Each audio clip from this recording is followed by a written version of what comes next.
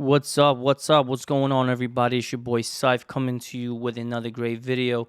Today we're going to be looking at UFC Fight Night, Rob Font versus Vera recap show. And I just want to say that I am absolutely still hurting from yesterday.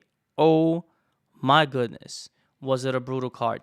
To this year to date, this was the most unpredictable, the most excruciating card ever. I mean, what a way to close out April. It really, really left me hurting, and I'm not the only one. I'm sure there's pain throughout the community. So I'm not gonna go here and say and find excuses. There is no excuses. I bought onto the hype train of a fighter, the White Line, which we will review in a second. And then I disrespected a certain spots. I disrespected the damage there in Elkins. Obviously, definitely was high on the Grand Dawson earlier on. Arlovsky comes through. Completely disrespected Marlon Vera. But in any case, let's go one fight at a time and break it down, and I'll give you my 2 cents. Just bear with me. So here, let's go with the very first fight, and that should have kind of set the tone for us. We had Shayna Young coming in, finishing Gina Mazzani. The funny thing is, though, fight doesn't go to distance cashes, and the Shayna Young underdog cashes. This was a slight lean on Gina Mazzani, no significant plays here. And I definitely told you guys that that Shayna Young was dropping down weight. I didn't, I disrespected her. I'll be honest with you. I completely disrespected her. Perhaps I was more, trying to lean on Gina Mazzani and find a easy way out. But there's no easy way in this game, and I absolutely take a L on it. So I'll put an L on my forehead, absolutely take full responsibility for it. There's no excuses on that. I should have been a little bit more analytical in this fight. Let's see from the public perspective. I like to gauge this sometimes. It kind of puts things in order for me. So 87% of the public perception was absolutely wrong. So if you tell me, well, what was I going? But guess what? I'm still the public. I am human race. I'm a person. And again, it kind of speaks the volume of how this fight was at least viewed, right, or perceived. Only 13% thought Shayna Young was going to win, and congratulations to those 13%. You deserve a hand clap. You definitely deserve a hand clap. Let's look at the next fight. The next fight, I was absolutely certain on this one. I said Natan Levy was definitely the better fighter, and he was. However, one thing that I took away, and it's good that I was able to, gauge this earlier, because now we know when to fade Natan Levy and when not to. When he's going to fight a very, very low rank fighters like Mike Breeden, no disrespect, he came in, he showed up. But whenever he's going to fight a massively low-level talent, there's value on the Natan Levy at minus 200, 100% parlay piece. Going back to my original notes here, Natan Levy was a circle, and he was a parlay piece. Gina Mazzani was officially a lean, but she was a pass. So I don't feel too bad about that. Now, the next fight is where the pain just came in early for me, and I absolutely went against my rules. I usually live in the main card, main card side. This is where I thrive. I decided to put a huge chunk, and I'll be very transparent. I put 10 units, collectively speaking, on this guy, Johan Linnaeus, debuting from Canada. I felt like he had the goods. He definitely has the tools, and I stand by it. When we broke this fight with my partner, we absolutely touched on every single aspect of Johan Linnaeus, and we did say his biggest problem and our biggest concern would be the gas tank, and it's exactly what happened. Gabe Green took everything and the kitchen sink from Johan. I mean, Johan had him, controlled on the ground at one point. Went for a couple of submission attempts, which was stupid in my opinion. He even had him dropped. At one point, Gabe Green literally drops to the floor. You know, Johan did not finish him at that point. Gabe Green was able to gather himself, get up, and put the pressure on Johan. And the white line became the white pussycat in a blink of an eye. It was painful to watch. Not just, forget from the monetary point of view. You know what I'm saying? It does hurt. Absolutely hurts. But just from an analytical point, like, this man just showed almost no heart. I mean, you drop Gabe Green, the man drops to the floor and then still gets up. You got to respect that. I mean, that's just massive respect. Let's give a round of applause to Gabe Green. Massive perception on Johan Linnaeus here. 73% were high on him. A lot of cappers were backing Johan, but I guess the sharp action was definitely with Gabe Green, and I deserve an L for taking a big step in the prelims. I will be honest with you, this was the biggest play on the prelims for me since, I want to say, early January, mid-January about, and I take full responsibility for it. There's no excuses. In fact, I'm going to tell everybody, if I ever tell anyone here to play on a debuting Contender Series person, because I'm just going to put this set in stone. I'm never going to break this rule ever again. I'm a person. I learn from it. I'm a capper like anybody else. You know what I'm saying? It's just, I should know a lot better than what I did. And but again, I'm a human. I learned from it. In retrospect, it's easier to say things. But moving forward, I will never take a debuting Contender Series contract winner ever again. Because I will have no data in the real ring. Contender Series is not the real ring. When you're in the octagon when the brights are light, that's when you are the real deal. So, lesson learned. Major L. Major L. I take it on my forehead. I take full responsibility. And a round of applause. I have to. In fact, I give myself the donkey. On this one. I was a straight douchebag on that play. In any case, I definitely was high on him. Johan still has the tools, in my opinion. I think he's going to get better from it. So there's going to be spots where we're going to really back Johan and we're going to get our money back, because you definitely can expect his value to drop a little bit. Perhaps he's going to come in as a bigger dog next time, and that's when we're going to capitalize. But, round of applause for great Gabe Green. That zombie chin of his, he definitely was knocked out in his earlier career, but it looks like he put something on that chin, and to come back from a heart injury and everything, good job, Gabe Green, man. You did your thing. The next one, I get another donkey in this one. Like I said, there's gonna be a lot of donkey sounds over here. We were so fading Francisco Figueiredo completely. But one thing was true, though. We said Daniel Da Silva is a kill, and we need to capitalize on those kill or be kill kind of guys.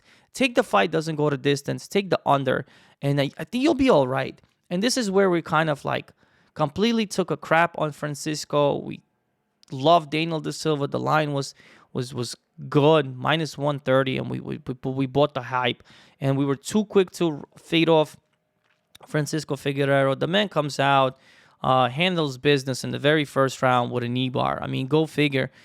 Here is here was the public perception, which is funny because the public was backing Figueiredo, the little Figueiredo, Francisco Figueiredo. So go figure. Again, this is the name of the game. But again, massive donkey for me. Massive donkey.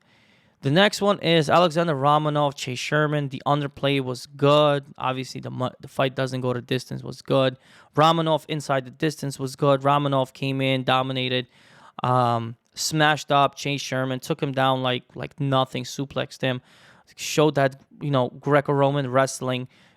He's definitely a contender. He looks better. He looks a lot slimmer than this picture, actually.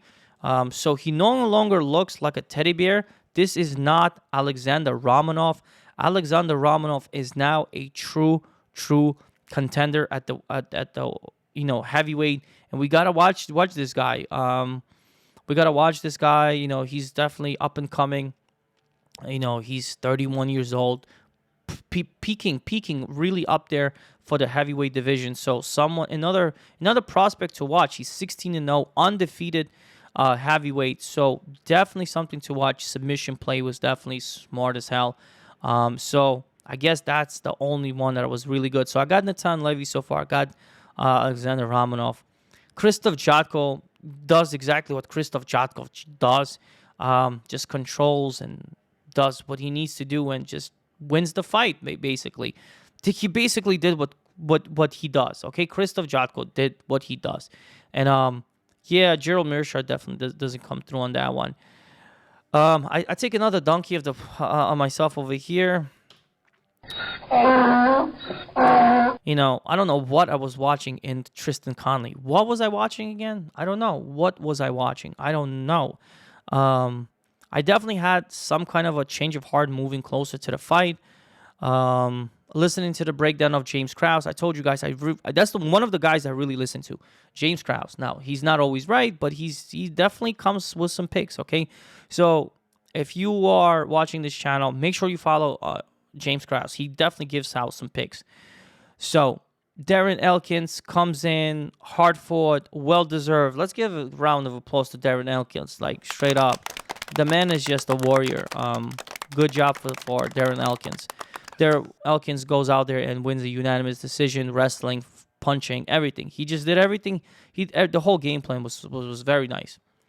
Moving forward, this was a good play. Had Grant Dawson earlier on, actually. It doesn't matter because he was in a parlay, didn't cash.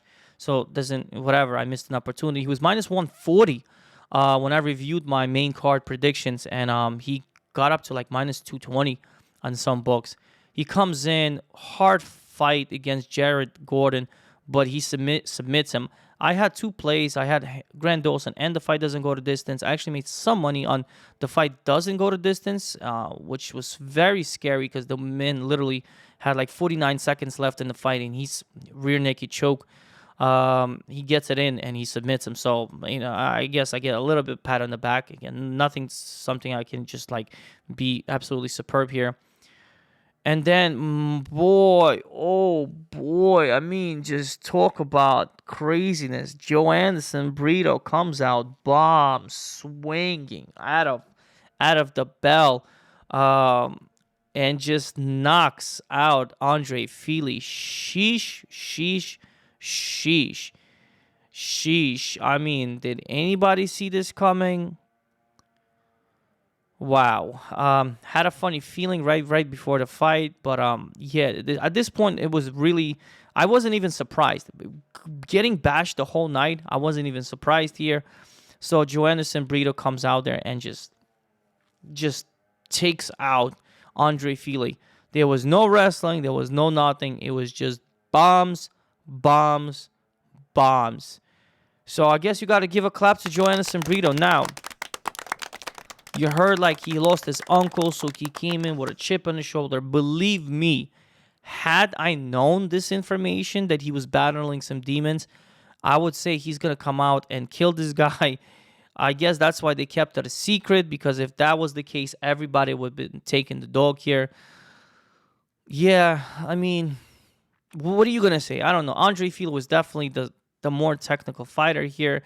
I thought he's going to keep the range, engage wrestling. He definitely had the tools. Again, just one of those nights. Andrei Arlovski does exactly what Andrei Arlovski does. He weathers the storm plate. Jake Collier does not have the knockout power at the heavyweight. He's a major suspect. They give him anybody else that's a killer at the heavyweight, they're gonna kill Jake Collier. Sorry. So he does not have the punching power. He did show some smart technical play. He was grinding Arlovsky against the cage earlier on in the first and the second round, but right at the end, almost to the end, I would say midpoint of the second round, Andre Arlovsky got comfortable and he started piecing Jake Collier apart and just started pointing and pointing and pointing and pointing, points. Outstriking, outlanding, outperforming Jake Collier. So, again, close fight. He gets the split decision win. Good job. OG. What are you going to say? Now, the main event. I remember I told you guys I definitely was on Rob Font. I respect him. I will give the round of applause to both of these guys. They left everything, absolutely everything, in the ring. But man, the face of Rob Font looked like from a horror movie, like one of I think what's his name, Michael Bisping was saying. What is Marlon Vera made of? I mean, this man is made of steel. He took so many punches. I believe like 238 punches. Altogether, significant punches landed from Rob Font. So many body shots, so many punches. Not a scratch in his face, not a slowing down in this guy. He definitely did not throw as much of volume, but the significance of the strikes that he did. Had 3 knockdowns. Rob Font was saved by the bell twice. He definitely deserves a unanimous decision. But he's not a championship contender. His volume is, but he is a 5-round fighter. So anybody that was waiting for 5 rounds for Rob Font, they got exactly what they wanted, and was the best spot for him. Marlon Vera. I'm sorry, did I miss if I said some? Okay, Marlon Vera is definitely a 5-round fighter. I'm gonna say this again. Marlon Vera is a 5-round fighter. He is absolutely definitely a 5. He starts slow, as always, and starts picking up the pace, and his power shots. His left counter was so deadly. That left counter brutalized and just annihilated Rob Font just massively. I felt bad at the end of the closer to the end of the fight. So the best position was obviously Marlon Chito Vera at plus money.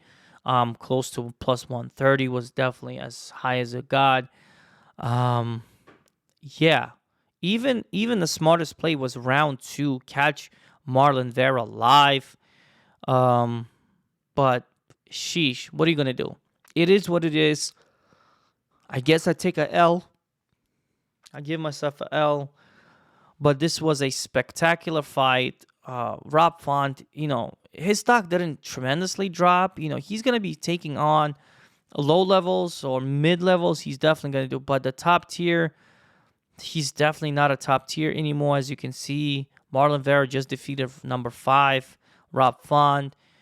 He's comfortable with all 4. So let's just quickly see what we can at least speculate for Marlon Vera. Hold on a second. So here's the bantamweight division. You got, obviously, the champion, Aljamain Sterling. And I don't want to hear that he's a fake champion or whatever. He's the champion, okay? Just deal with it at this point. I've learned to deal with it. TJ Dillashaw. You got number 1, Peter Yan. TJ Dillashaw, number 2. Jose Aldo, number 3. Corey Sandhagen, number 4. Oh, so he lost to Jose Aldo, so that doesn't make sense. And TJ Dillashaw, coming off a win from his comeback, I don't think he's gonna want to fight Marlon Chito Vera here. But I see Corey Sandhagen, the fight to make against Marlon Chito Vera. I definitely want to see that fight because Corey Sandhagen is not gonna let Cheeto Vera do what he did to Rob Font. That's damn certain. He lost to Jose Aldo. I don't know if Jose Aldo is interested in running that back. He's just too technical, in my opinion. Too smart. TJ Dillashaw is not going to take that fight. If Peter Yan wants to take it, I mean, that's going to be a good fight for Peter Yan too, because he just came off a back-to-back loss to Aljamain Sterling. You know, Peter Yan beat Corey Sandhagen. He beat Jose Aldo. Hasn't faced TJ. I think TJ should fight for the title and get that out of the way. So I think that's the next fight to make, if you ask me. But in the top 5 for Marlon Vera, like, I'm not a matchmaker, but I think Corey Sandhagen is definitely the fight to make. And if Vera beats Corey Sandhagen, he should get a title shot. I mean, he should. I don't know who's going to be a champion there. If not, if Peter wants to fight for a title eliminator here, because, you know, let's look at what Marlon is doing. You know, Marlon Vera is coming off 3 wins. Like, his loss late of 2020. 2021 has been a very good year for Marlon. Here's Davy Grant, Frankie Edgar highlight finish. I'm not putting too much stock on that. Everybody finishes Frankie Edgar. And here's a unanimous win against number 5. So he's coming in with some steamroll. So 2 fights to make. One, Corey Sandhagen is definitely the next fight. Is it a real, true title eliminator? Maybe not. You know what I'm saying? You know, considering that he lost to Jose Aldo, who's number 3. But Corey Sandhagen possibly gives him the title eliminator spot next. So if you know, I think that's a good fight to make, in my opinion. You know, because he's gonna be 4-5. I don't think Corey Sandhagen has a fight coming up. We can definitely take a look. Corey Sandhagen. It's the Sandman here. Like I said, at least I don't know. Yeah, he's coming off a loss to Peter Yan for the interim title. He lost to TJ Dillashaw in that split. Arguably, he won that fight. Prior to that, took out Frankie Edgar, Marlon Moraes again. Yeah, the whole division is like so shaky. You got Merab Devashvili here, number 6. He's creeping up. Okay, he's definitely gonna win. What are they targeting? Dominic Cruz fight? I think he should win Dominic Cruz. Just gonna control the shit out of him. The interesting matchup would be Merab versus Cheeto, because that's gonna be such a crazy fight. I think Cheeto just gonna get dominated because I'm really high in Merab. I think Merab is not gonna go for a championship until Sterling loses that. I think we're absolutely certain about that. I don't think he's gonna fight Sterling. They're boys. No matter what the money, unless, you know, money talks though. So you never know.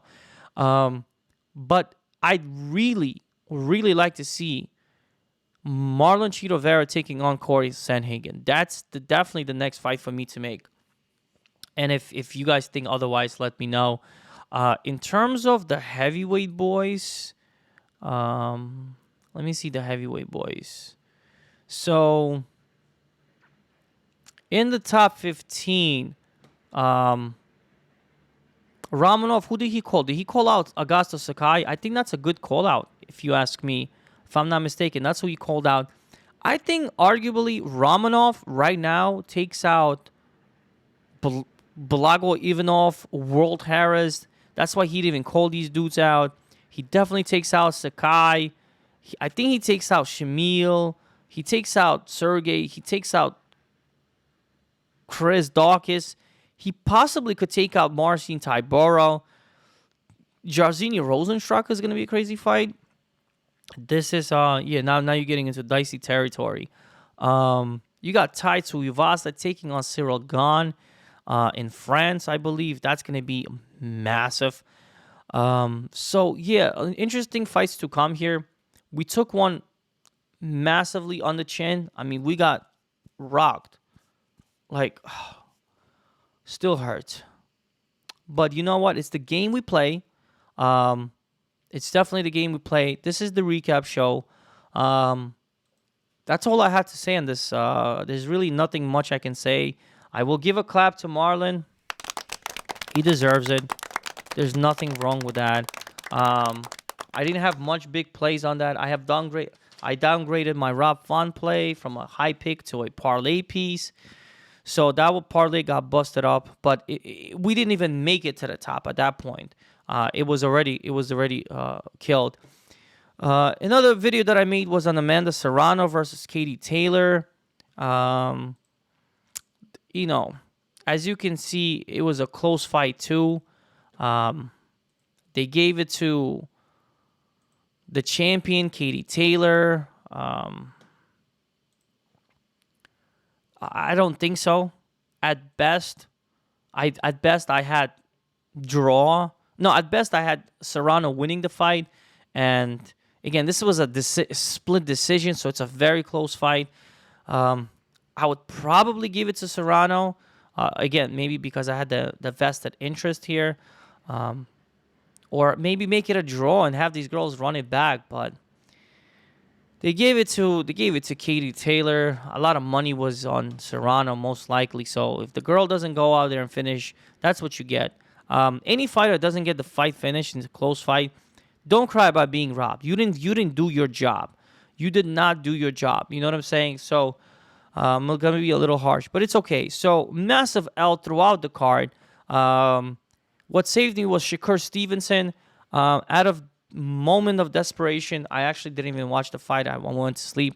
I took the fight. I took Shakur Stevenson by decision. I think I caught at -140.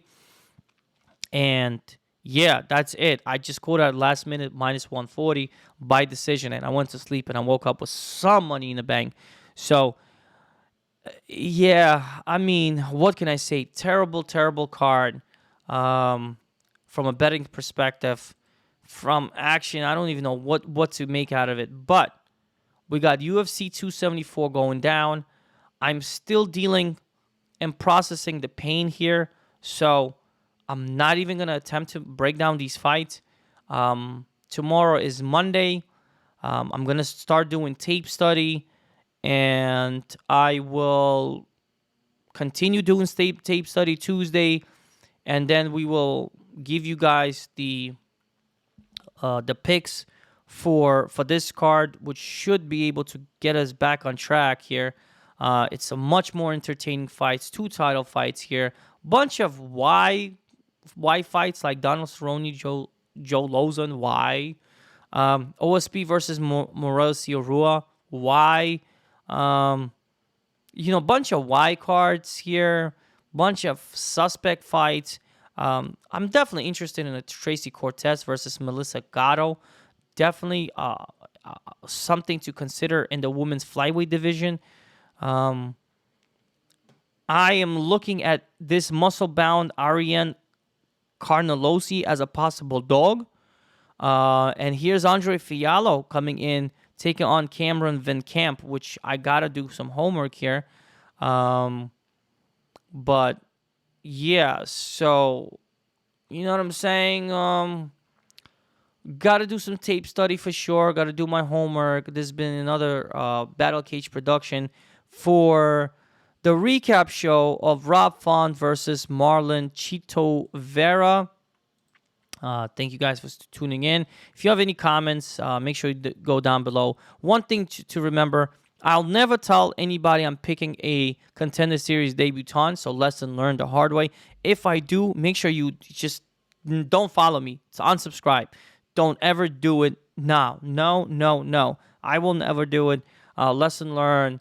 And I kept telling myself, but now I'm on video. I'm on record. So my apologies. But again, I'm not the only capper. A lot of cappers got burned yesterday. So go figure.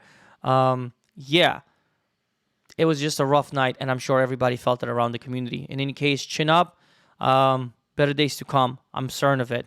God bless. Happy Sunday. I'm out.